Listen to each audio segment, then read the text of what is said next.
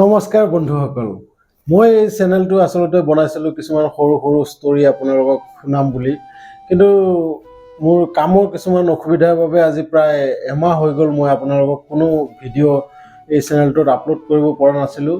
কিন্তু আজি সময় সুযোগ পাই ভাবিলোঁ এটা আপোনালোকৰ বাবে সুন্দৰ ভিডিঅ' লৈ আহোঁ বুলি, আৰু সেইবাবে ওলাইছোঁ আপোনালোকৰ মাজত। তো আমি সকলোৱে কেতিয়াবা নহয় কেতিয়াবা মন্দিৰত গৈ বা য'তে সুবিধা পাওঁ তাতে আমি দান বৰঙণি বা প্ৰসাদ অলপ লৈ পেলাই আমি মন্দিৰত সেৱা বা কাৰোবাৰ হাতত হ'লেও দি পঠাওঁ, বোলে এইখিনি আমাৰ নামত মন্দিৰত দি আহিবা বুলি। কিন্তু সেইবোৰ সঁচাকৈ জানো ভগৱানে গ্ৰহণ কৰে? আচলতে নিশ্চয় গ্ৰহণ কৰে, কিন্তু কেতিয়া গ্ৰহণ কৰে এইখিনি কথা জানিবলৈ আমি আচলতে সুন্দৰ এটা ষ্টৰী আপোনালোকে আগতে শুনি ল'ব লাগিব, আৰু ধৈৰ্য ধৰি এই ষ্টৰীখিনি শুনক। আৰু তাৰ আগতে ভিডিঅ'টো এবাৰ লাইক কৰি দিয়ক, আৰু যিসকলে নতুনকৈ মোৰ চেনেলটোত আহিছে তেখেতসকলক অনুৰোধ কৰিছোঁ মোৰ চেনেলটো যাতে ছাবস্ক্ৰাইব কৰি দিয়ক। তো এখন বৰ ধনী ঘৰ, আৰু সেই ঘৰখনত এজন চাকৰ আছিলে, আৰু সেই চাকৰজনে বহুদিন ধৰি তাৰ মনত মানে আশা যে সি এটা তীৰ্থস্থানলৈ যাব বুলি, আৰু সেই আশা বহুত দিন ধৰি পালি পালি এদিন সেই সময় সুযোগ চাই তাৰ মালিকজনক ক'লে যে ছাৰ, মোৰ এনেকুৱা এটা আশা বহুত দিনৰ পৰা মই মনতে ভাবি আছিলোঁ, আৰু মই ভাবিছোঁ এতিয়া অহা মাহত যাম বুলি, সেইবাবে মোক কিছুদিনৰ ছুটি লাগে। আৰু এই কথা শুনি মালিকজনে হাঁহি পেলাই ক'লে, তুমি এইটো ইমান দিনে কেলৈ নাই কোৱা? একো নাই, তুমি ছুটী লৈ যোৱা। আৰু মালিকে তাক 500 টকা এটা হাতত দি পেলাই ক'লে যে ময়ো এই বিজনেছৰ কামতে এইফালে সেইফালে কৰি কেতিয়াও এইবোৰ কৰিবলৈ মই সময় নাপালোঁ, গতিকে তুমি এটা কাম কৰিবা, এই 500 টকাটো মোৰ নামত গৈ পেলাই সেই মন্দিৰটোত দানত দি দিবা। আৰু তাকে 500 টকাটো লৈ পেলাই সি তাৰ পৰা ওলাই গ'ল, আৰু সি যোৱাৰ বাবে বস্তু বাহিনী যি লাগে তাৰ যা যোগাৰ কৰিবলৈ ধৰিলে। আৰু এনেতে এদিন আহি পালে যে সিদিনা সি সেই তীৰ্থস্থানলৈ যাবগৈ, আৰু সেই তীৰ্থস্থানলৈ গ'ল। সি গৈ পেলাই দেখিলে বহুত মানুহ ভিৰ তাতে, আৰু লাইন পাতি শাৰী পাতি গৈ আছে মানুহবোৰ, সিও সেই শাৰীৰ মাজতে সোমাই পেলাই যাবলৈ ধৰিলে। আৰু গৈ থাকোঁতে সি ৰাস্তাত দেখা পালে যে বহুত ভিখাৰী, বহুত সাধু তাক মানে হাতে ভৰি ধৰি ভাত খোৱাৰ বাবে, বা কিছুমানে টকা বিচাৰিছে, কিছুমানে কিবা খাবলৈ বিচাৰিছে, এনেকুৱা মানে তাক হাতে ভৰি ধৰিছে মানুহবোৰে। আৰু সিয়াক বুলিয়েই নহয়, যিমানবোৰ সেই তীৰ্থস্থানত মানুহবোৰ গৈছিলে সেই সকলোবোৰকে তেনেকৈ সেই ভিখাৰীবোৰে আৰু সেই সাধুবোৰে হাতে ভৰি ধৰিছিলে।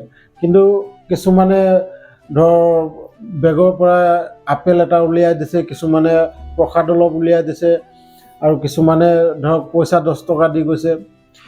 সি ভাবিলে মই এতিয়া কি দিম, মোৰ নিজৰেই একো নাই।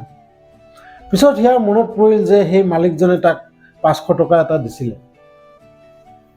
আৰু সি তাত যিকেইজন ভিখাৰী আছিলে গোটেইকেইজনকে এখন দোকানলৈ মাতি লৈ গ'ল, আৰু মাতি লৈ গৈ সেই দোকানখনত সিহঁতক খাব ল'ব দিলে, যাৰ যি ইচ্ছা তাকে খাব দিলে। খুৱাই মিলাই দেখিলে যে তাৰ 500 টকাখনত মাত্ৰ 20 টকাহে বাছিল, আৰু সেই 20 টকাটো লৈ আকৌ সেই শাৰীত থিয় হ'ল আৰু মন্দিৰৰ ফালে আগবাঢ়িবলৈ ধৰিলে।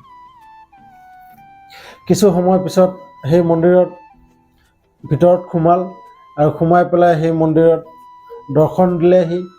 দৰ্শন দি তাতে নিজেও সেৱা কৰিলে, আৰু মালিকৰ বাবে সেই 20 টকাটো দি পেলাই ক'লে যে এইটো আমাৰ মালিকে আপোনাৰ বাবে দি পঠাইছে, গতিকে আপুনি 20 টকাটো গ্ৰহণ কৰক।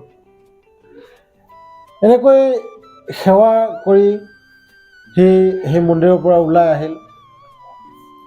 আৰু কি আচৰিত কথা, সেইদিনা ৰাতি সেই মালিকজনে এটা সপোন দেখিলে, আৰু সপোনত সেই মালিকজনে দেখা পালে যি মন্দিৰলৈ গৈছিলে সেই মন্দিৰৰ ভগৱানে সেই মালিকজনক ৰাতি আহি ক'লে যে তোমাৰ 480 টকা মই গ্ৰহণ কৰিছোঁ। আৰু এইখিনি কৈয়ে ভগৱানে তাক দৰ্শন দি সেই সপোনৰ পৰা আঁতৰি যায়। আৰু ৰাতিপুৱা উঠি সেই মালিকজনে ভাবিবলৈ ধৰিলে যে তাৰ চাকৰজনক 500 টকা দিছিলে, কিন্তু সি 480 টকাহে দিলে, আৰু বাকী 20 টকা কি কৰিলে? বোধহয় সি কিবা বিপদত পৰি খৰচা কৰিলে নে কি, ক'ব নোৱাৰোঁ। এনেতে কেইদিনমান পিছত সেই চাকৰজন আহি পালেহি ঘৰত, আৰু আহি মালিকক ক'লে যে আপুনি দিয়া টকাখিনি মই ভগৱানৰ তাত দি আহিছোঁ, দান কৰি আহিছোঁ।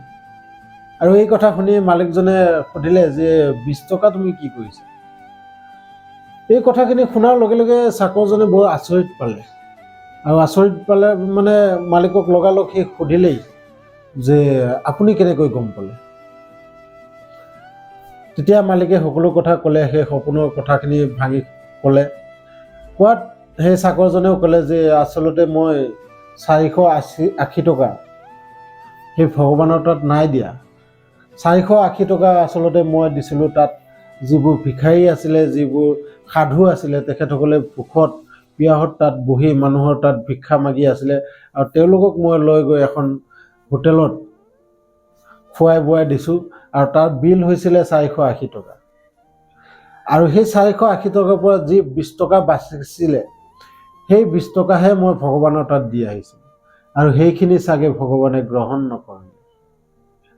গতিকে চাওক বন্ধুসকল, আমি সদায় ভগৱানৰ ওচৰত যাওঁ, ভগৱানৰ তাত প্ৰসাদ লৈ যাওঁ বা ভগৱানক দান বৰঙণি কৰোঁ, কিন্তু আমি কেতিয়াও মন্দিৰৰ বাহিৰত থকা সেই ভিক্ষাৰীবোৰ, মন্দিৰত বাহিৰত থকা সেই ভোকাতুৰ সাধুবোৰক কেতিয়াও আমি ঘূৰি নাচাওঁ।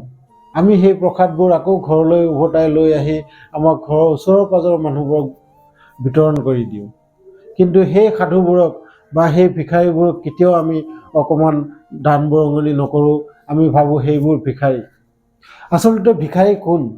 আমিহে আচলতে ডাঙৰ ভিক্ষাৰী, যোনে আমি মন্দিৰৰ ভিতৰত গৈ ভগৱানৰ ওচৰত ভিক্ষা খোজোঁ যে হে প্ৰভু, আমাক এইটো কৰি দিয়ক, মোৰ এনেকুৱা চলি আছে জীৱনত, মোৰ এইবোৰ ঠিক কৰি দিয়ক।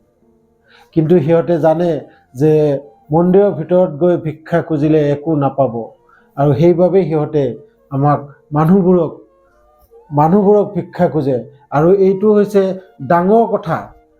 আমি ভাবোঁ যে সিহঁত ভিক্ষাৰী, কিন্তু সিহঁতে প্ৰকৃততে সিহঁতে জানে যে সেই মন্দিৰৰ ভিতৰত গৈ সেই মূৰ্তিটোৰ ওচৰত যিমান কান্দিলেও একো এটা দানাও, ভাতৰ দানা এটা নাপাব।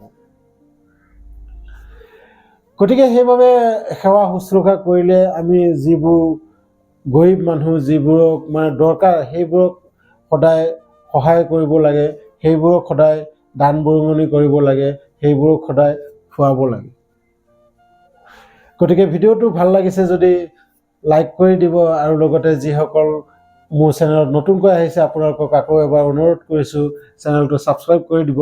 মই চেষ্টা কৰিম সপ্তাহত 3টা বা 4টাকৈ এনেকুৱা ভিডিঅ' আনিবলৈ। লগ পাম এনেকুৱাই আৰু এটা ভিডিঅ' লৈ। ধন্যবাদ।